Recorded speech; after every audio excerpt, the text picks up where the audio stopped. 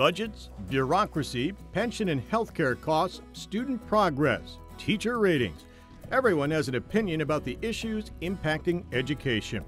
Measuring progress and ultimately success is complicated, but there are signs of progress, and they come, as you might expect, from a willingness to work together.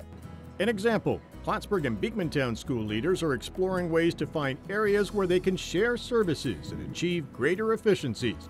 Others in our region are looking at doing the same. And new programs featuring educators, businesses, government, and citizens are having a tremendous positive impact. Look at Thrive. Vision of Action last updated its progress a little more than a year ago. Thrive looks at the needs of people from cradle through career and includes educators from every level, health and human service providers, business and community leaders, all working as partners for educational success.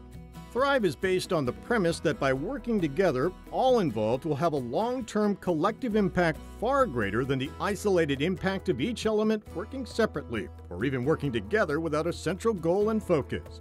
And another collaborative effort now underway is called Adirondack P-Tech. That's a new public-private partnership. It's designed to give high school students a pathway to rewarding careers in technology through their high school and Clinton Community College.